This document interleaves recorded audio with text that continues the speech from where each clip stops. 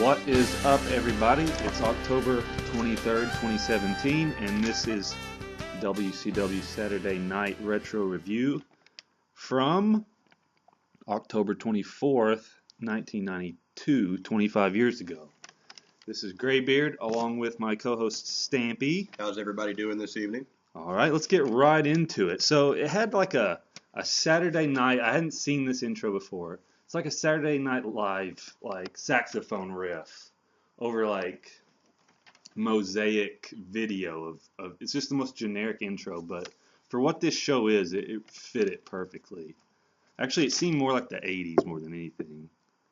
And there's a setup for the rest of the show with, what did it feature? The youth movement of Steve Austin versus Shane Douglas. Thoughts on that one? Well, it was by far the best match on the card. Yeah. I was hating on it very early on. It Yeah. seemed choppy because both these are great names all time. I guess I expected a little bit more from their 1992 selves, but it ended up being Great and Shane Douglas don't always go together. We'll get to that match. I disagree. I think Shane Douglas is incredibly talented. I think he just got blackballed because he threw down the NWA belt. It didn't help. So we start with a tag match. It's Arn Anderson and beautiful Bobby Eaton versus Gold Dustin Rhodes and Ricky Steamboat right off the bat. I'd like to bring something up from this match that I just noticed, and I remember it very well from being a child, and I don't remember anybody doing it in years, where Arn Anderson ran towards the ropes and jumped on the top rope and then fell on his back and turned that into the momentum to take the armbar away from Dustin Rhodes. And people used to do that all the time, and I remember loving it. I'm like, that's just incredibly smart to use the whiplash of the ropes to do that. And that move died. I don't know at what point it died, but it did. It died with kayfabe.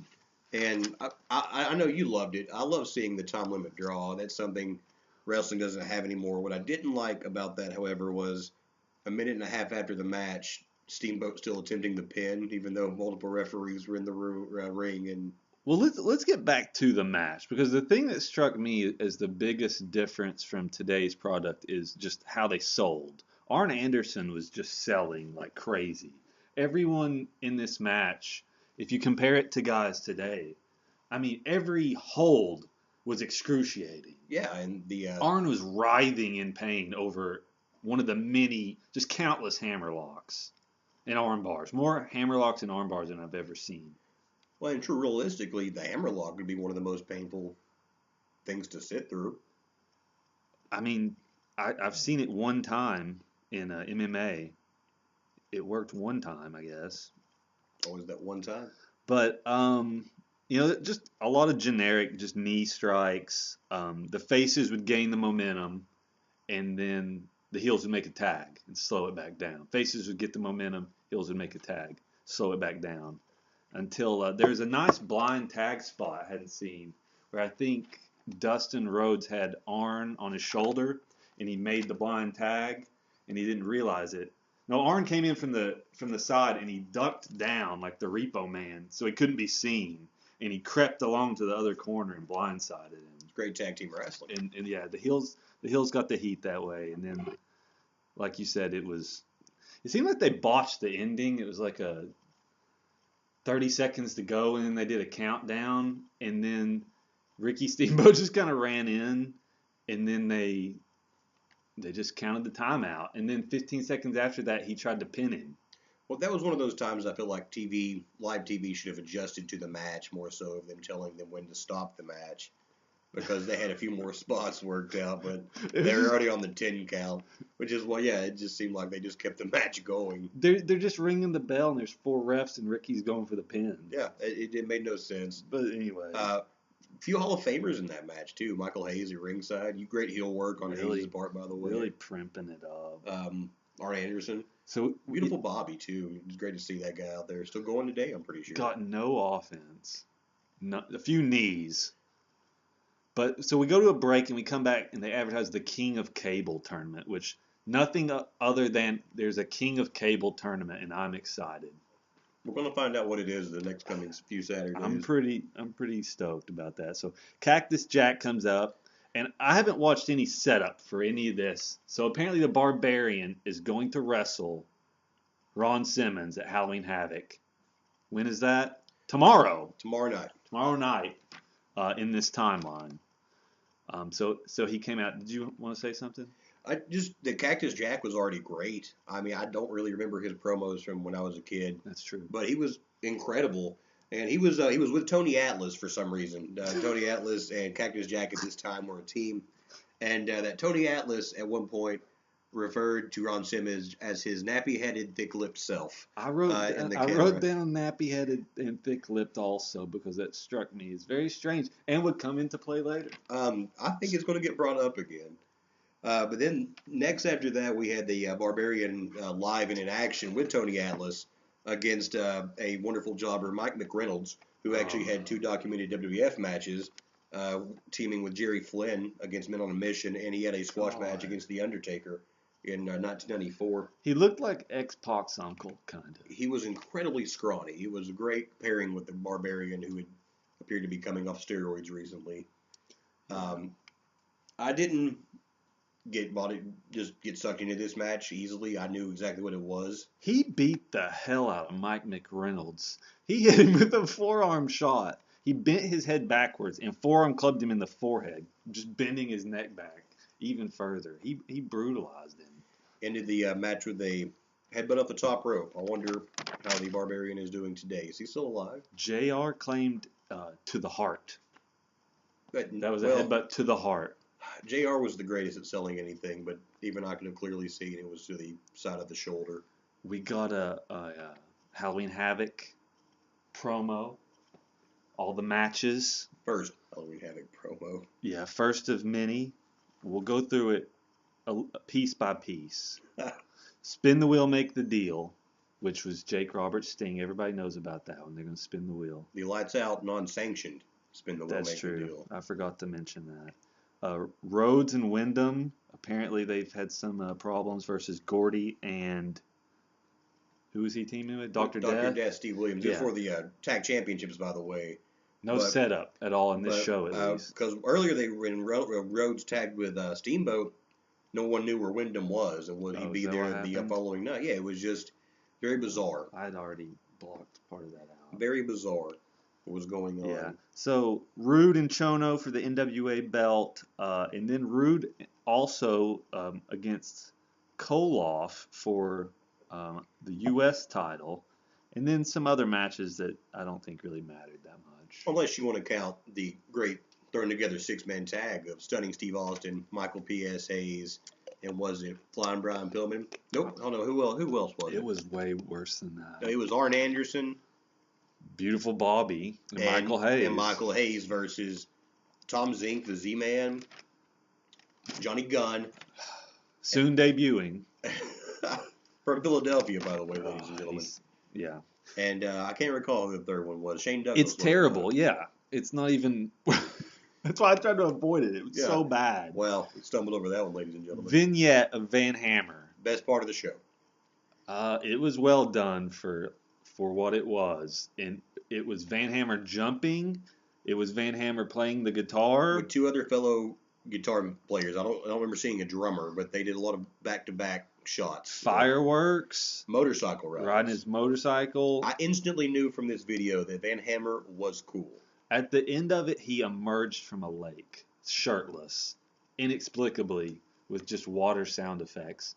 It was quite the setup for the 30-second squash match he had with J.D. Wolf, who was great, by the way. J.D. Wolf was exactly what he needed to be. He looked the exact opposite of the chiseled Van Hammer.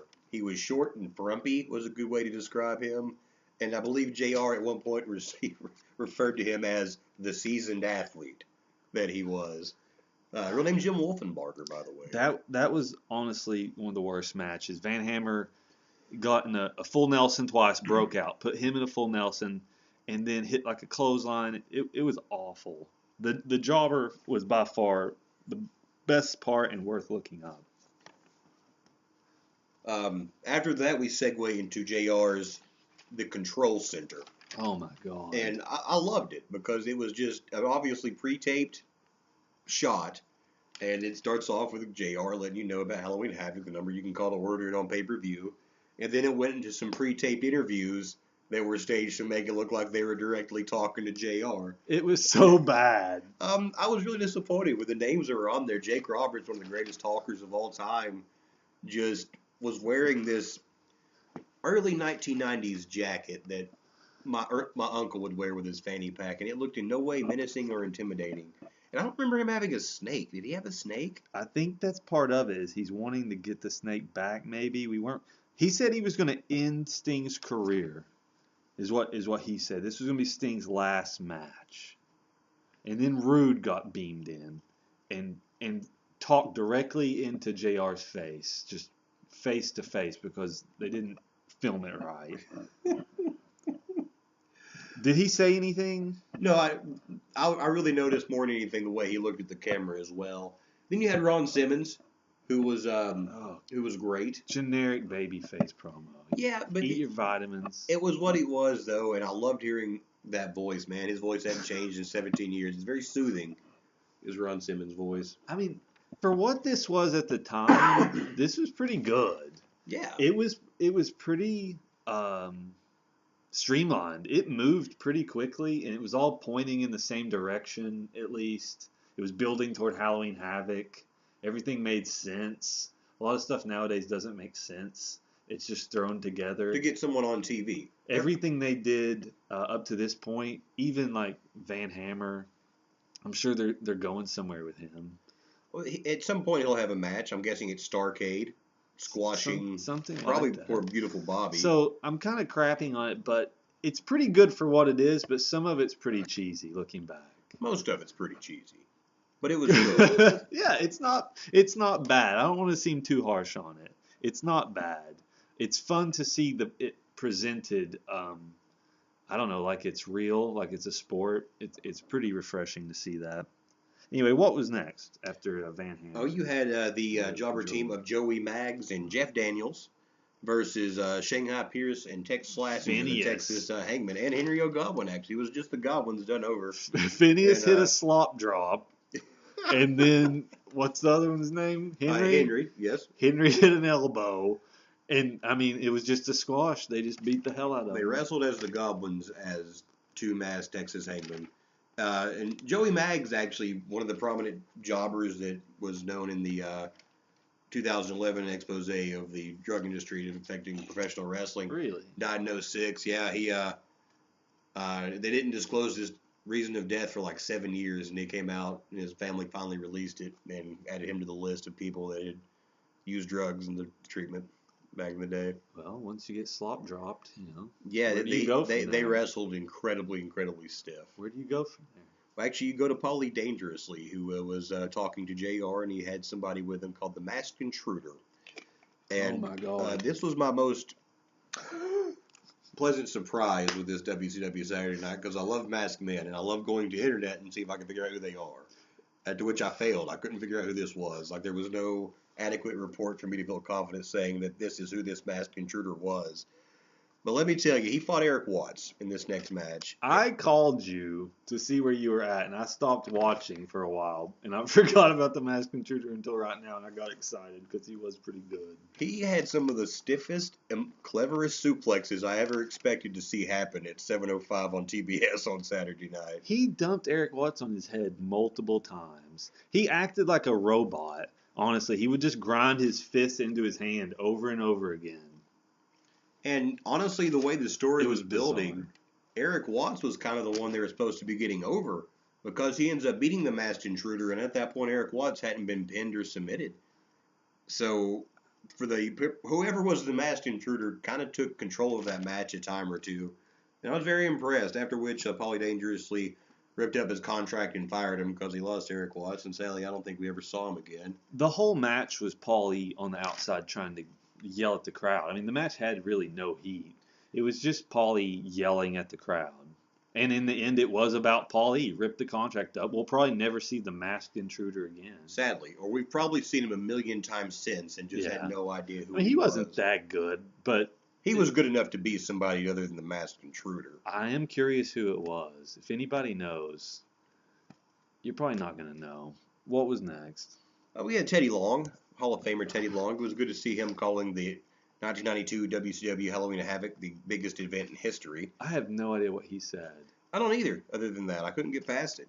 I wasn't, I zoned him out for some reason. And then we go to Johnny Gunn. Hold on, I want to go back. Okay, let's go back real quick. Because we missed the spot where after he ripped up the Masked Intruder's contract, he came out and Medusa came out. And Medusa was mad because he didn't show up for their 2 meetings earlier. Remember this? He was apologizing profusely to her. And so she wanted to have a meeting right then. But he couldn't have a meeting right then because he already had another meeting. But they never said what these meetings were about. These were just meetings. Generic meetings. It felt like a spot to get Medusa on TV, and it worked. It was to show the Dangerous Alliance, not having seen anything else, is apparently in trouble. Who is the Dangerous Alliance? I don't even know. If I remember correctly, I know it was Stunning Steve Austin at one point. Not sure if he's still there yet. Yeah. Didn't seem like Rick it. Rude. Yeah. Medusa. Yeah. There's got to be at least one other person. You'd imagine so. I have no idea. I mean, to me, the Dangerous Alliance rings a bell really in the 1991 time. 92 was towards the end, but I swear Steve Austin was Arn Anderson part of it? He might have been. At the time? I don't know. I don't know either. I will Google that, but I'm not taking the time to yet. Johnny Gunn made his debut, also known as... I think he was Salvatore Sincere at one point later on in his career. He won with a Luthez press over Sergeant Buddy Lee Parker in just a plain match, a debut match. Arm bars. A lot of stall holds. Yep, a lot of arm bars and knees. The great JR took to mention that he was from Philadelphia, Pennsylvania around 4 times because there was not much else to talk about. Koloff came out, talked about how the Dangerous Alliance is in trouble again. Didn't say who they were. We got the promo for the Spin the Wheel, Make a Deal match. And the only match I got was a Prince of Darkness match, which I don't know. Did you look that up? I did not look up what a Prince of Darkness match is, but I will right this second, folks. We have the technology. That's the only one that caught my eye. And then later on in the show, they advertised Prince of Darkness match again. I'm guessing it might have to do with, I don't know, Satan? I would imagine Kevin Sullivan at the time. Oh, no. He was probably backstage somewhere booking it and trying to get himself in there. Yeah, and I really hope. From what I understand as well, it ends up being the coal miner's glove match. Yeah, it is. But okay. Anything? Well, I've got a link. It's just not loading. I'm going to move on then. Okay. For now, and you keep looking that up. I've got Eddie Desmond written down here. I don't know why I wrote Eddie Desmond down. Eddie Desmond fought Ravishing Rick Rude in about a 45-second match, which I was really thankful. Rick Rude still does his spot where he takes off his robe and swivels his hips. I was really pleasant to see. Vintage Rude. Kind of wish at this point in his career, though, he'd stop doing it and kind of emerge in some kind of like evil genius role. Austin came out after that, cut a promo. A pretty good promo, not great, but as good as anything else on the show for sure. Very cocky. He kind of fluffed his hair, that little tuft he had, and came out to face Shane Douglas, who looked like an electric cowboy. Tassels just everywhere, shredded jacket for some reason. I wasn't really sold on him, and I fully expected him to lose this match coming in. White tights, which you loved. Well, my question I raised earlier, and I'll raise it again, is name me a great in history that wore these short white tights consistently. And I'm not talking about pre-84, because that's when I was born. And I'll challenge it after that, because that's what I know. Because it might have happened way before then. It's not a good look. For one, it doesn't make your tan. Tito Santana? Yeah, man. Okay, fair argument. Tito Santana was pretty good. I don't know. Did he wear those? He did wear the white tights, but he was also really dark. Like, it doesn't work with Shane helps. Douglas. And Shane Douglas had just like albino, bleach blonde hair. He just seemed like monochromatic to me, and it just didn't. He had a trucker mullet that curled at the ends and was just dyed blonde. and didn't match his just gruff old man voice that he was using. Very much so. The franchise ECW voice. He still had it here as just the bubblegum baby face. And I think Electric maybe Cowboy. the only time I've ever seen, like you brought it up, a Indian arm lock, Indian death lock. We'll get to that. Did you find anything on the Prince of Darkness match? I did. I'm sadly disappointed. It's just a blindfold match, a la Jake Roberts, Rick Martel, WrestleMania 7, which might have been the worst match I've ever seen in my life. Why didn't they just put blindfold match? Because it sounds a lot cooler, and I would guess, honestly, that Vince McMahon had used blindfold match first and probably copyrighted it, and they had to change the name. Like, you never saw WWE do a coal miner's glove match. Yeah. I guess you got a point. Spoiler alert. So they start this match. It's chain wrestling. It was actually pretty good. They went through several holds till Douglas kind of botched a takeover and went to a leg lock. And really, it was kind of just Douglas dominating it for the most part. And then they did some silly stuff. They did the 3 elbow drops that Austin missed in a row. That was toward the end, though. Steve Austin kind of looked like the worse for the wear in this match, and it kind of surprised me, I'll be honest. There was a few times where Shane Douglas dominated the top position and had him in an arm lock, and they were obviously discussing what they're going to do next.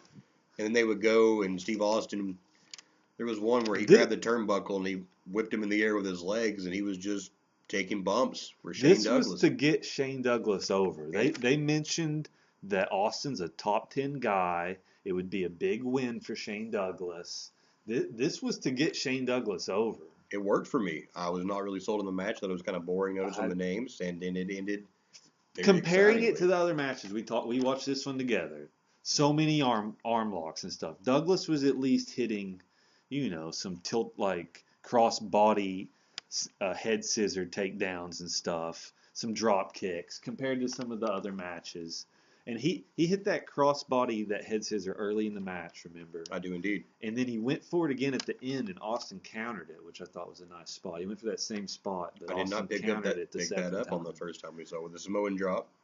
Yeah, it was kind of like that. I don't believe he went for the pin, though, which is disappointing to me. I don't think he did either. I didn't see many. But so, yeah, Shane Douglas went for some silly, like, Indian deathlock on the arm and was just slamming himself backwards onto the mat to wrench it. And Austin just wasn't selling it because his arm obviously wasn't moving at all. That was really bad. But he wasn't even slamming his back. He was more or less bridging on his shoulders as well. He would go from standing, though. It was very awkward. But compared to the other matches, it was the best match. It was the best match on the card. The opening match was really good. This one or the opener? Which one? I would say this one because it ended. It had an ending. The first one was That's true. The time limit draw, the live crowd mess up. So they go to the outside, and Austin got back body dropped. There's no mats out there. He got back body dropped just on the concrete. He landed nicely. He got his feet down first, but still, it was ridiculous. Pillman comes out. Had to come out. Pillman had to come out, and what happened from there? Ineffective. He attempted to help out Steve Austin, but Shane Douglas countered and got the best of him. Yeah, they did kind of a botch at the end. And then, I think Steve Austin surprised Shane Douglas and expected to get the upper hand, but Shane Douglas countered and got the pinfall for the win. Yeah, Austin went for like a German from the apron inside, which Douglas countered into a German and then the pin somehow. And that was it. Douglas ran to the back like the cowardly face, and Pillman and Austin raised their arms in the ring for some reason. Like the heroic heels they were. Oh, the crowd was pretty hot. Crowd was pretty hot for that. I miss the sweatpants 90s. So then they set up the pay-per-view just over and over again. But next week, Buff. Well, he's not Buff yet. He's Marcus. He's not even a mustachioed Marcus Alexander Bagwell. Pre-Alpha Gym, if you will. He had not taken a lot of protein at that point in his life. He was well built, but he wasn't buff. Marcus Bagwell versus Big Vinny Vegas. Didn't get the Vinny Vegas promo that I was hoping for. Grudge match. Atlas cut another promo with Cactus Jack. Once again, called Ron Simmons boy repeatedly. Said he needed to shine shoes and pick cotton. All of that stood out. Also noticed during that too, Tony Atlas cut into Cactus Jack's promo. He pulled the microphone away from him and took it away. And in walks hard work Bobby Walker. That hard work Bobby Walker. And then pushes Cactus Jack away and tells him he's not black enough for this conversation. Not black enough for that conversation. It was clear to me that Mick Foley's talents were not getting utilized. I was shocked that they said that in the 1992 WCW TBS broadcast. Not that it's controversial, just I didn't see them going that route. That was actually not bad, although it shouldn't involve Tony Atlas. I expected it to happen. I didn't expect it to happen in the first episode I watched. So awkward racial content check for this episode of WCW 1 for 1 Saturday night. I'm looking forward to next week. Well, folks, that's that's all I've got down for that. That's a wrap for the evening. I'm excited for Halloween Havoc. I plan on watching it on the WWE Network at some point just to see what happens. I've got a pretty good idea. Like I said earlier, Jake Roberts and Sting ends in a spin the wheel. Don't spoil it for me here. I'm gonna watch it. Okay, well. I'm going to watch it because I've never watched that match before. I've never watched any of those matches before. I'm actually pretty excited about it. I thought this show did a good job of getting me excited for these matches. Well, everything in this show, pretty much, was pointed at that pay-per-view. And they did a good job. It was a pretty good show. Let me ask you this. Do you think next week they're building towards another pay-per-view, or are they still recounting this one? Next week? No, next week will be Fallout. I would assume. I mean, who knows? They'll be starting new stuff. We got Bagwell and Vegas coming up. I'm sure we'll get more. I mean, Sting wasn't on this show. Sting wasn't on Saturday Night Simmons a lot. Wasn't on this show. So I don't know. I have no idea what to expect. This is 25 years ago. Well, folks, this is Stampy. Greybeard out, and we'll catch you with the next WCW